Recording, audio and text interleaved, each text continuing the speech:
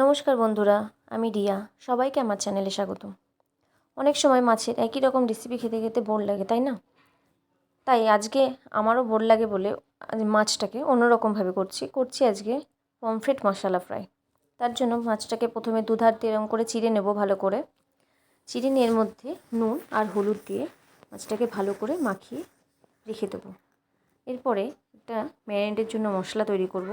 তার জন্য লাগবে আমার 1 চামচ জিরে গুঁড়ো, 1 চামচ মতো ছোটো চামচের ধনে গুঁড়ো, দেব স্বাদ মতো নুন, হলুদ গুঁড়ো,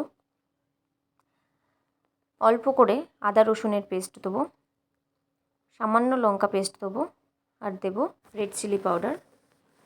এরপরে এর মধ্যে 2 চামচ মতো লেবুর রস দেব, দিয়ে মশলাটাকে ভালো করে মাখিয়ে পর ম্যারিনেট করব। মাছটাকে ভালো করে দুধার দিয়ে এরকম করে দুপিটেই মাছটাকে এরকম করে ম্যারিনেট করব। মশলাটা দিয়ে ভালো করে চেরা অংশগুলো তো লাগিয়ে দেবো, দিয়ে 10 মিনিট মতো রেখে দেবো রেস্টে। এরপরে একটা পাত্রে সুজি আর বেসন দিয়ে ভালো করে মেখে সেটাকে মিক্স করে মাছটাকে এর মধ্যে দিয়ে ভালো করে দুপিঠে মাখিয়ে নেব। ভালো করে মাখাবো যাতে পুরো মাছটার গায়ে এই মিশ্রণটা ভালো করে লেগে যায়।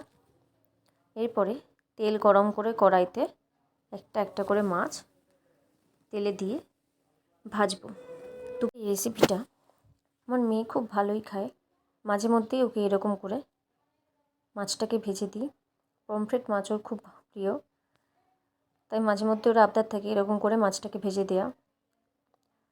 তো যাই হোক, তেল গরম হয়ে গেলে ভালো করে মাছটাকে দিয়ে এক পিঠ ভালো করে ভেজে আবার উল্টো দিকে পিঠটা ভালো করে ভেজে নিয়ে ভালো করে তেলটা ঝরিয়ে তুলে রাখবো।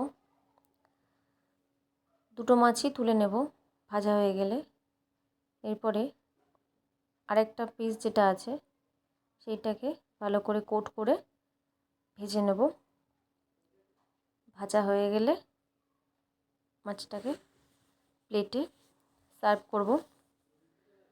তো মাঝে মধ্যে একটু অন্যরকম টেস্ট হলে খাবারের ভালোই লাগে। আপনাদের কেমন লাগলো অবশ্যই জানাবেন। ভালো লাগলে লাইক, শেয়ার এবং সাবস্ক্রাইব করে দেবেন। নমস্কার।